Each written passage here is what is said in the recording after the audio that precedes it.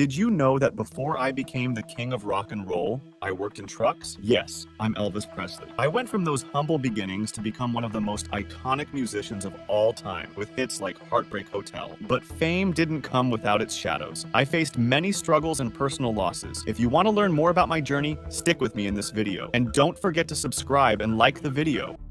I was born in Tupelo, Mississippi in 1935. My first home was a small house built by my father.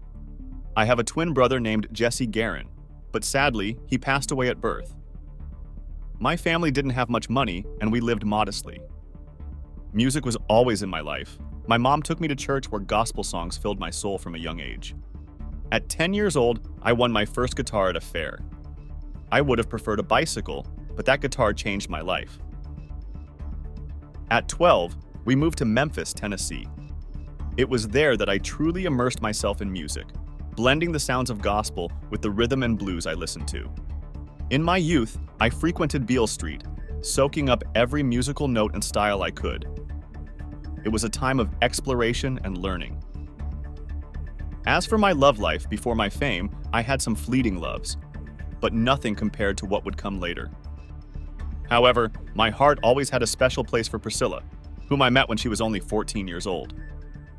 My journey to stardom wasn't easy, but every challenge and adventure was worth it. My rise to stardom truly began in 1954 with Sun Records. I recorded That's All Right, a song that was originally a blues sung by Arthur Crudup. However, my version blended it with some rhythm, creating a groundbreaking sound. That was the beginning of rockabilly, a fusion of rhythm and blues and country. It was an instant local hit. RCA Records saw my potential and bought my contract in 1955. With them, I released Heartbreak Hotel in 1956, and it became my first #1 single on the US pop charts. It was a turning point. Suddenly, I was a national sensation.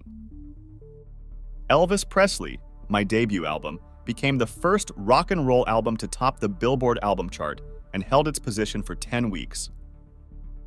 It was followed by hit after hit, such as Love Me Tender, All Shook Up, and Jailhouse Rock.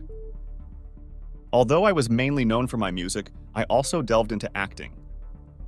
I starred in a total of 33 successful movies. Although many of them were light comedies with similar plots, they became huge box office successes and are still loved by many. Now, a fun fact few know. Although I was nominated for 14 Grammy Awards and won 3, all my Grammys were for my gospel music and not for rock and roll. Gospel music always had a special place in my heart.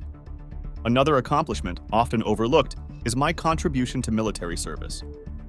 Despite my fame, I was drafted and served in the US Army between 1958 and 1960, a time that shaped me in many ways and taught me values I carried with me throughout my career. It's proof that no matter how high you soar, you should never forget your roots and your duties to your country. On the 16th of August, 1977, at the Graceland Mansion in Memphis, my life came to its tragic end. Despite my successes and musical legacy, the constant struggle with my inner demons and the pressure of fame led to an excessive consumption of prescription drugs. That fateful morning, I was found unconscious in my home's bathroom, and, despite efforts to resuscitate me, it was too late. I was only 42 years old. The news of my death shocked the world. Thousands of fans from all over came to Graceland to pay tribute. Radio waves were flooded with my songs, and people mourned the loss of the king of rock and roll. My life wasn't without tragedies.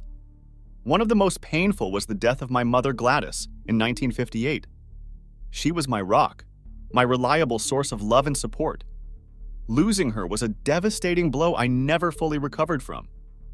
And although I had love relationships, including my marriage to Priscilla and the birth of my daughter Lisa Marie, the complications and pressures of my career often affected my personal life. Despite my premature departure, I left a legacy that spans generations. I changed the face of music and pop culture, and my influence lives on. My life is a reminder that no matter how bright you shine on stage, we are all human with our struggles and desires. So, as we reflect on my life and legacy, I invite you to continue exploring the lives of other iconic figures who have left their mark on history. Don't forget to subscribe and keep watching more videos. See you later, and long live rock and roll!